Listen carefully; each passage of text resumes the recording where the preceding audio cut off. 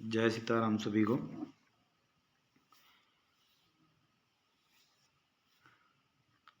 बहुत बहुत स्वागत है सभी का पुनः आज बाल बोध ज्योतिर्सार संग्रह के अध्ययन में।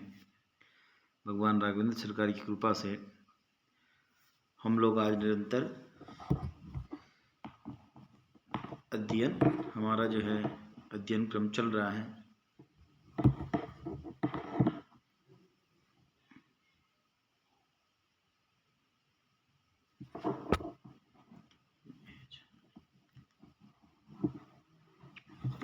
जो हम विषय पढ़ रहे थे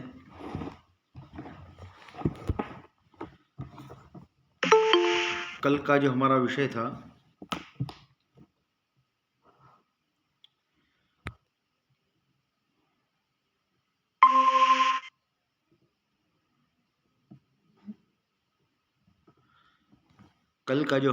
था वह पंचक के विषय में हम लोगों ने सविस्तार से कल उसके ऊपर चर्चा हुई है कि पंचक धनिष्ठा के उत्तरार्ध से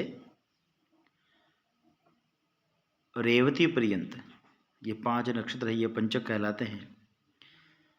और उसी के आगे धनिष्ठा धने क्षय करे शत विश्व मृत्यु माँ, ये श्लोक वगैरह सब कुछ हम लोग विस्तार से पढ़ चुके थे। और धनिष्ठा ग्राम पंचक है, कुल पंचक, नखत पंचक और ग्रह पंचक, ग्राम बाह्य पंचक, ये सब पंचकों का अध्ययन हम लोग कल कर चुके हैं। कल की कक्षा में एक बार श्लोक का पाठ करते हैं, हम आगे का विषय लेते हैं। वासवोत्तर दलादि पंचके याम्यदिगमन गेह गोपनम। वासव उत्तर दल आदि पंचके, वसु स्वामी है जिस नक्षत्र के, वह धनिष्ठा नक्षत्र। तो वासवोत्तर दलादि पंचके, वसु स्वामी है जिस नक्षत्र के, उसके उत्तर दल से आदि यानी प्रारंभ करके पंचकम, जो 5 नक्षत्र हैं वह पंचक कहलाते हैं। फिर उनमें नहीं किया जाने वाला कार्य याम्य दिग्गमन, दक्षिण दिशा की यात्रा, गेह गोपनम, घर छाना। पहले जो कच्चे मकान होते थे तो वर्षा ऋतु में उनको तैयार करते थे हर वर्ष, उसी के लिए कहा है। आज वर्तमान की स्थिति में छत डालना, वही अर्थ है गोपनम। और प्रेतदाह नहीं करना चाहिए। तृणकाष्ठ संग्रह, और लकड़ी इकट्ठा तृणकाष्ठ का संग्रह नहीं करना चाहिए इन पंचक में। शय्यिका विरचनम, खाट चारपाई नहीं बनाना चाहिए। च वर्जयेत, इन सब का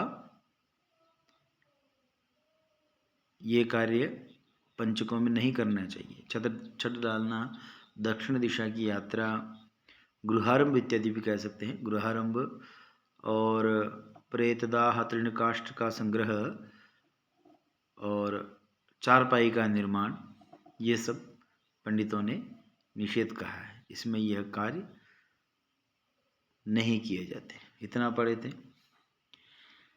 अब हम आगे पढ़ रहे हैं उन्हीं नक्षत्रों का विचार हमारा चल रहा है।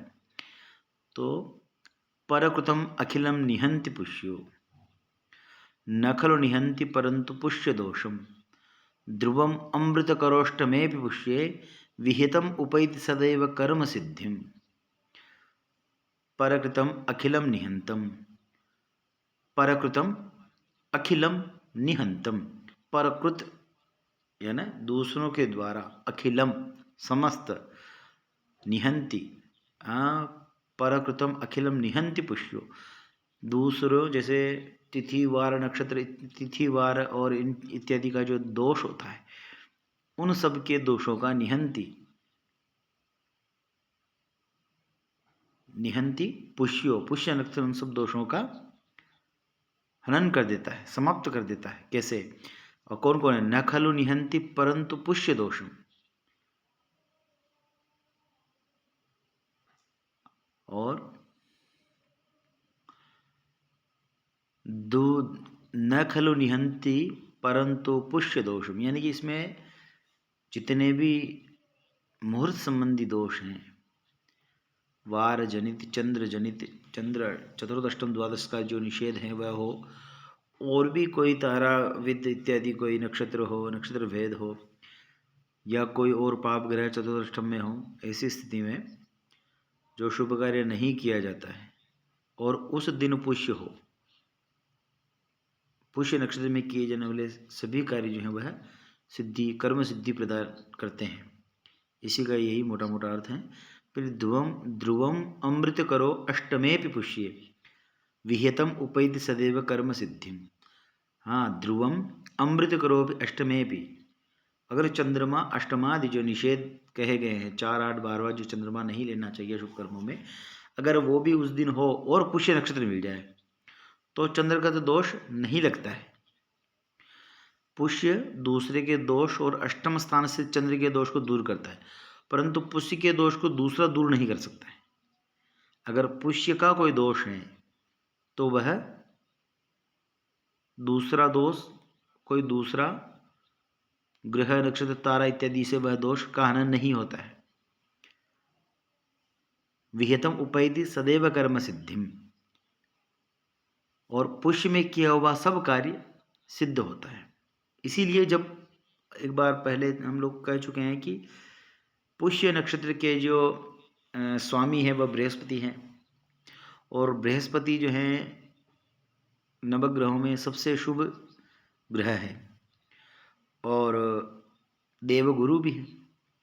देवेज्य दैत्यज हम पढ़े थे पिछले कुछ श्लोकों में, तो वो देवेज्य हैं, देवताओं के द्वारा पूजित या देवताओं के गुरु हैं, पूजित है, सम्मानीय पूजनीय है। तो उस नक्षत्र का दोष, अगर उस नक्षत्र जनित दोष, जैसे पुष्य में विवाह नहीं किया जा सकता, तो सारे दोष मिलकर, सारे शुभ फल मिलकर के भी पुष्य के दोष की निवृत्ति नहीं कर सकते, पर पुष्य अकेला सबके दोषों की निवृत्ति कर देता है। रवि पुष्य गुरु पुष्य जब योग होता है तो वो अमृत योग, सर्वार्थ सिद्धि योग माना जाता है, और उसमें बिगड़ देखे सब कुछ काम हो ही रहा है। नवकर्म सारे, शुभ कर्म सारे उसमें हो ही रहे हैं। वही इसका तात्पर्य है कि पुष्य दूसरे के दोष और अष्टम स्थान से चंद्र के दोष को दूर करता है, परंतु पुष्य के दोष को दूसरा दूर नहीं कर सकता है, और पुष्य में किए हुआ सब कार्य सिद्ध होता है। 8वें चंद्रमा हो, 4थे चंद्रमा हो, 12वें चंद्रमा हो, तो भी पुष्य नक्षत्र होने से वह दोष नहीं लगता है। यही इसका तात्पर्य है। इसीलिए जैसे गुरु पुष्य रवि पुष्य हो, उसमें चंद्रादि विचार नहीं किया जाता, वो सबके लिए समान है। समझ रहे हैं? और भी जब कोई कार्य हो तो अगर पुष्य नक्षत्र मिलता है,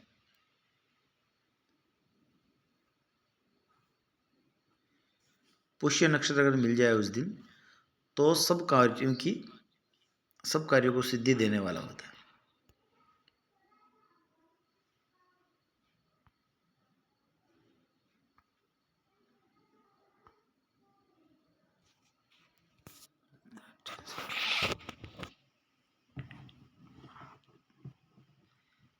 यह समझ गए हैं?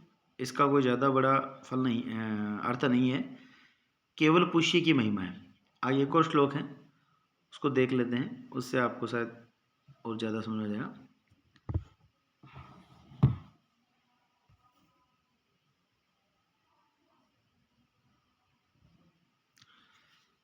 अगला जो श्लोक है वह भी पुष्य के लिए है। सिंहो यथा सर्वचतुष्पदानां, सिंहो यथा सर्वचतुष्पदानां तथैव पुष्यो बलवान उडूना, और चंद्रे विरुद्धे अभि अथ गोचरेपि सिद्ध्यन्ति कार्याणि कृतानि पुष्ये। उसी श्लोक को पुनः सउदाहरण बता रहे हैं कि सिंहो यथा सर्वचतुष्पदानां, सिंह जैसे सभी चतुष्पदों में बलवान होता है, सभी चतुष्पदों में सिंह जो है वो बलवान होता है, वह राजा है। वैसे ही तथैव पुष्यो बलवान उडूना, वैसे ही पुष्य नक्षत्र जो है उडूना में सभी नक्षत्रों में बलवान है, यानी कि नक्षत्रों का राजा है। शेर जंगल का राजा है और नक्षत्रों का राजा पुष्य है। चंद्रे विरुद्धे अभी तक गोचरे, अच्छा चंद्र विरुद्ध होने पर, विरुद्ध यानी 4, 8, 12 चंद्र अशुभ माना गया है, तो इसी को विरुद्ध कहते हैं। तो चंद्रे विरुद्धे अपि अथ गोचरेपि सिद्ध्यन्ति कार्याणि कृतानि पुष्ये। चंद्रमा के विरुद्ध यानी अशुभ होने पर भी पुष्य नक्षत्र होने से वह कार्य, पुष्य नक्षत्र होने से कार्य की सिद्धि मिलती है। जिस प्रकार चतुष्पदों चौपायों में सिंह बलवान है, उसी प्रकार नक्षत्रों में पुष्य नक्षत्र बलवान है। चंद्रमा अनिष्ट तथा 4, 8, 12 हो और गोचर में भी अरिष्ट हो, गोचर में भी अगर चंद्रमा अरिष्ट हो तो भी पुष्य में किया हुआ कार्य सिद्ध होता है। ठीक है, इसमें कोई आपत्ति नहीं है।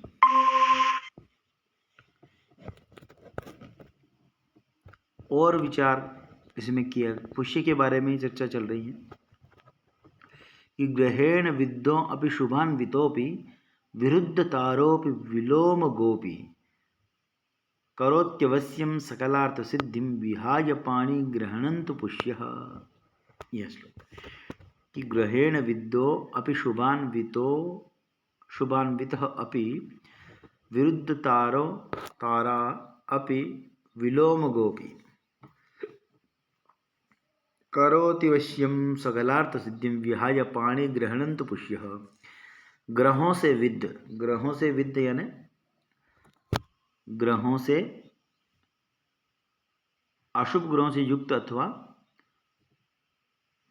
कोई नक्षत्र, ये इसका वेद और विद्ध करना हम लोग जब आगे मरुत प्रकरण में आएंगे, विवाह के जो अष्टकोण मिलान वगैरह होगा वहाँ ये समझेंगे कि कैसे विद्ध होता है।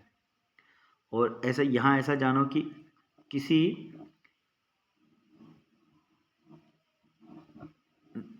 लग्न समय में अगर मान लो कोई अशुभ ग्रहों से लग्न दूषित हो,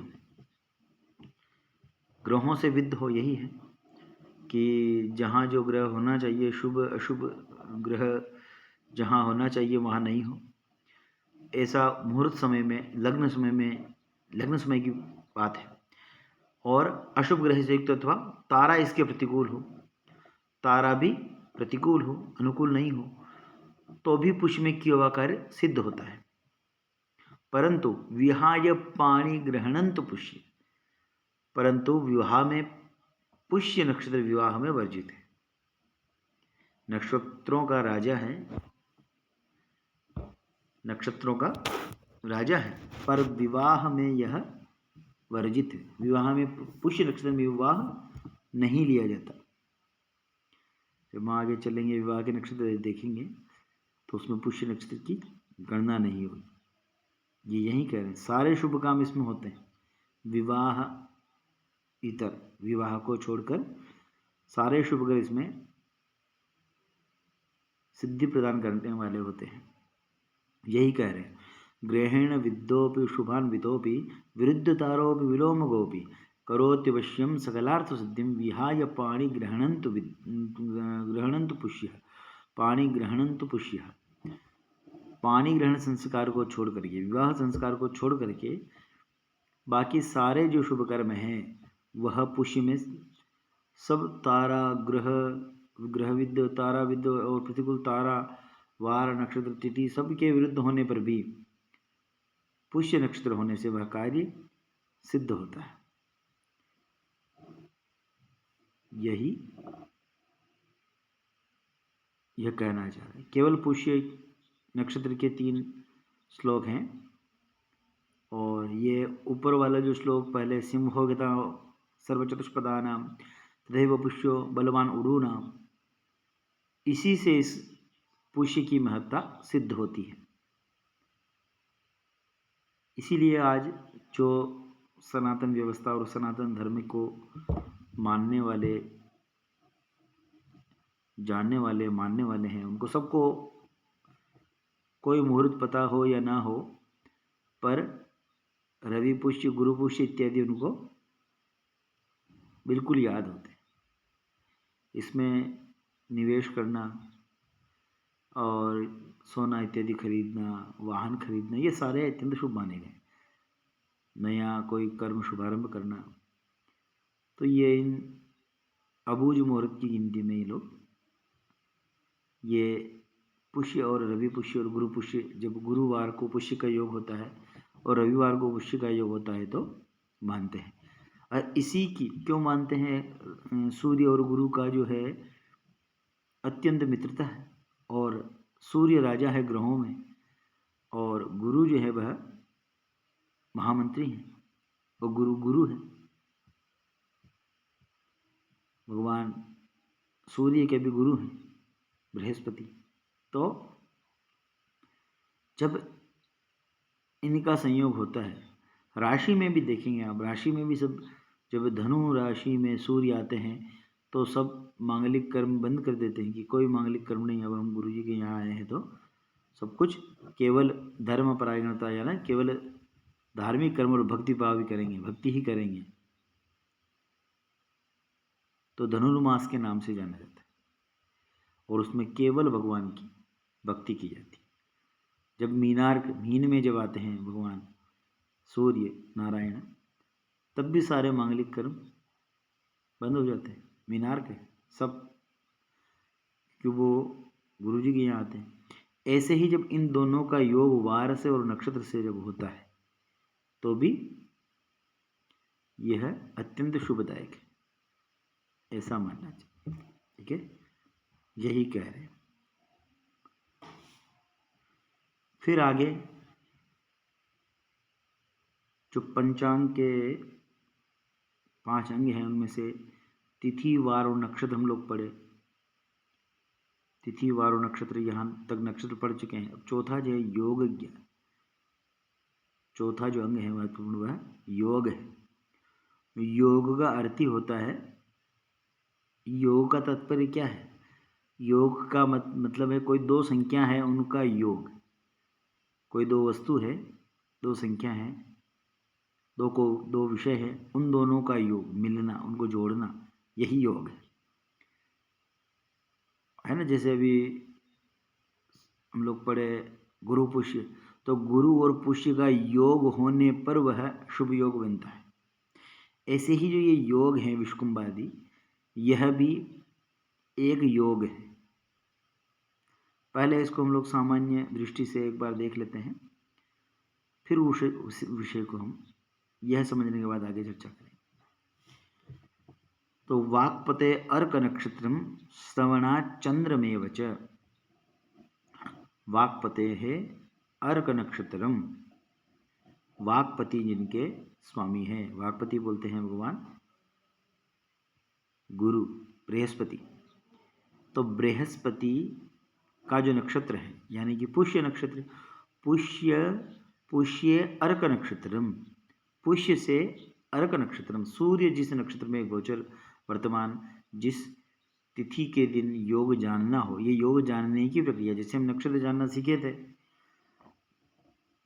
नक्षत्र जानना सीखे थे ना, तिथि और तिथि से डायरेक्ट नक्षत्र जानने की विधि जो पढ़े थे, वैसे ही यह योग जानने का विषय है।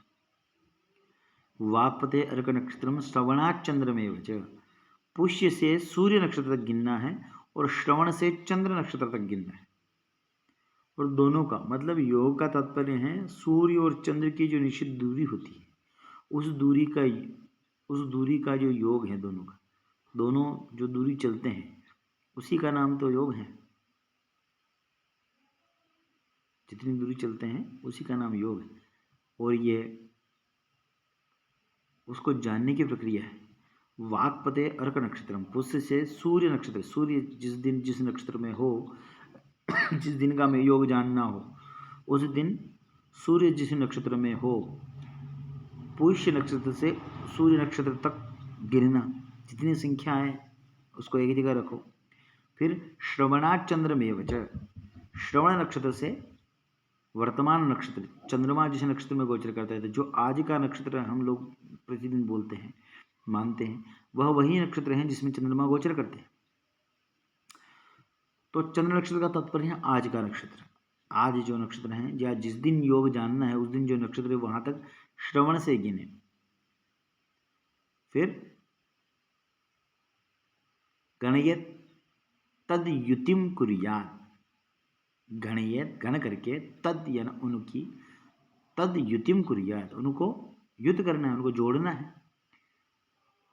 योगः स्याद् ऋक्ष शेषतः, और उनको जोड़ करके अगर 27 से ज़्यादा हो संख्या, जो प्राप्त संख्या है 27 से अगर ज़्यादा हो तो 27 निकाय, 27 का भाग देकर जो शेष फल बचे, जो संख्या आए उतनी संख्या का योग है। जो संख्या आए उस संख्या का योग है।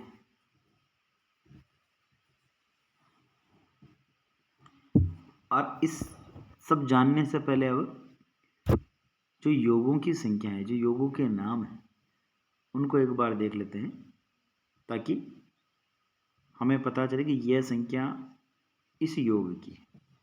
उसके बाद इसका एक थोड़ा गणित कर लेंगे।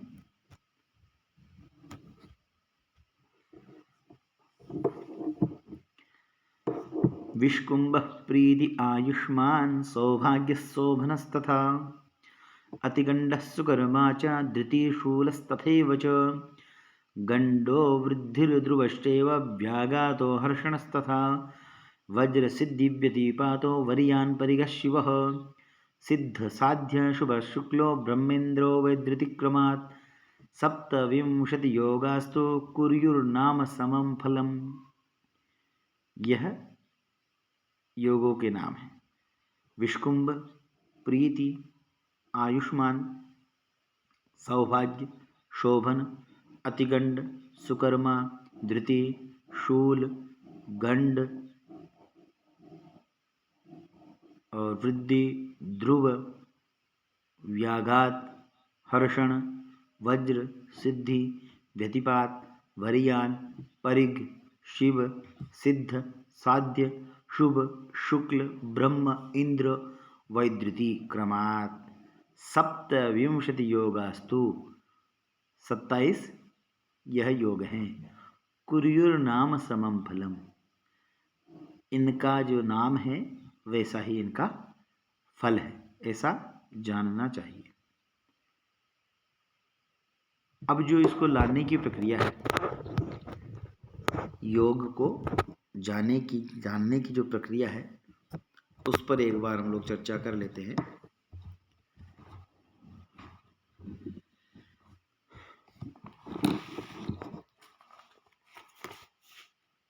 जो पंचांग है,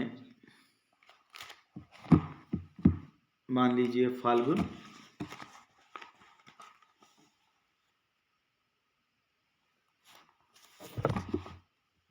शुक्रवार, तृतीया फाल्गुन शुक्ल तृतीया, आज प्रतिपदा है।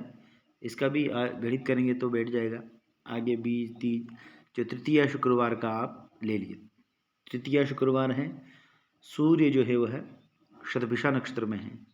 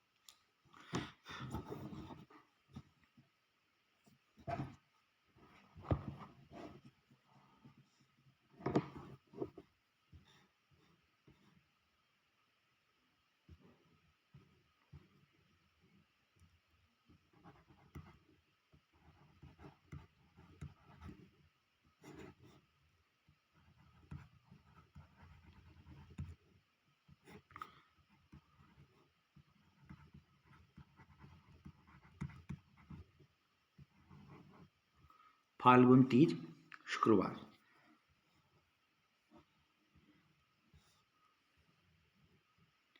अब यहाँ सूर्य है वह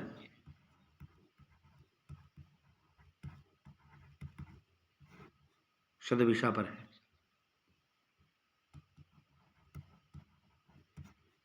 चंद्र जो है वह उत्तरा भाद्रपद में है।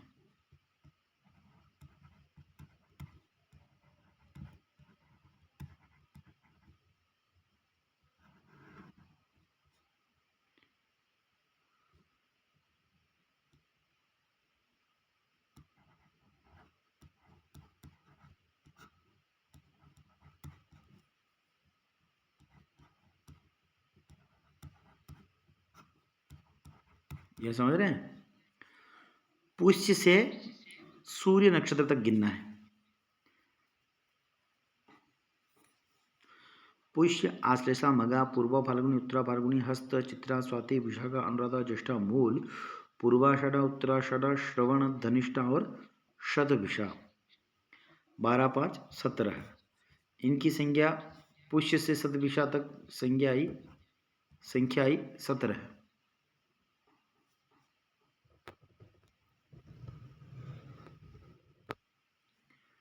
दिख रहा है?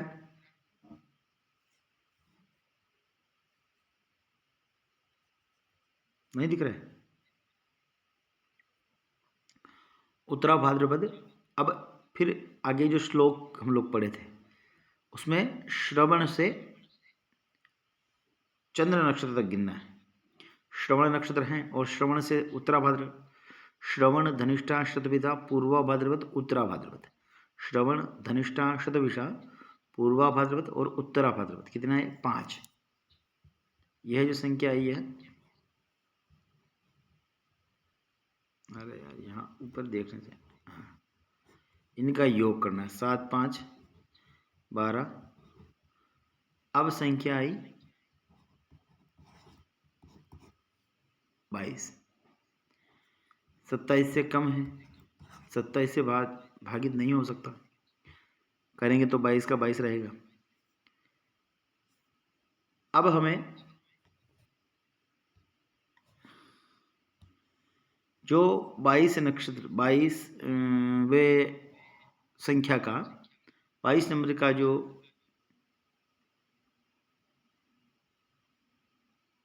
योग है वह साध्य योग है। आप पंचांग में देखेंगे उस दिन का योग जो है वो साध्य है।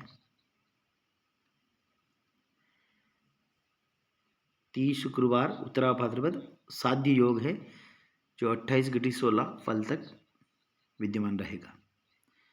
ऐसे आप हर तिथि का जान सकते हैं, पर याद आपको रखना है वाक्पते अर्क नक्षत्रम श्रवणा चंद्रमेव च गणयेत तद युतिम कुर्याद योगः स्याद ऋक्षशेषतः।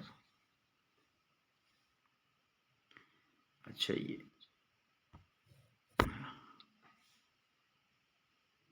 समझ में आ गया कि पुष्य नक्षत्र से सूर्य नक्षत्र गिनना है। सूर्य नक्षत्र आप देखेंगे पंचांग में, आप आसानी से देख सकते हैं। पंचांग में जो एक पक्ष में 2 कुंडलियां बनी होती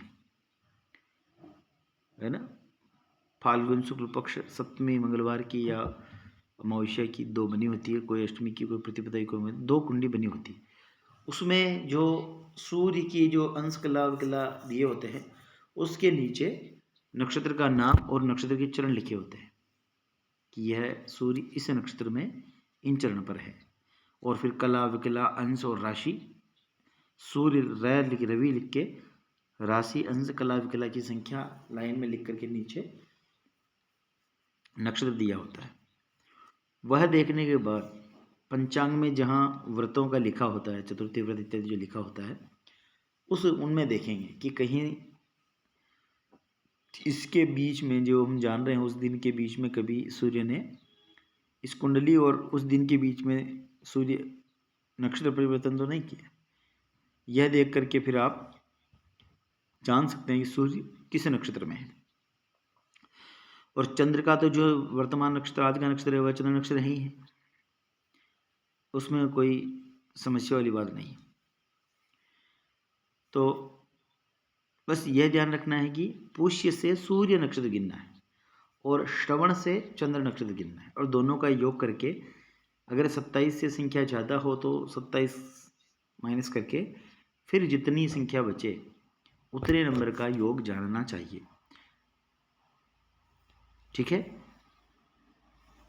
और अब हम इसके विषय में अगली कक्षा में चर्चा करेंगे। मेरे हिसाब से ये आज का जो जितना श्लोक है वह लगभग हुआ है, क्योंकि ज़्यादा श्लोक हम लोग पढ़ते जाएंगे केवल पढ़ना होगा, तो हमें पढ़ के गढ़ना है, पढ़ना है और गढ़ना है। आपको पीछे के जो विषय हैं वह बहुत याद रखना चाहिए, वही सब वही पढ़ते हुए चलेंगे, उन्हीं से पूरा शास्त्र है। ठीक है।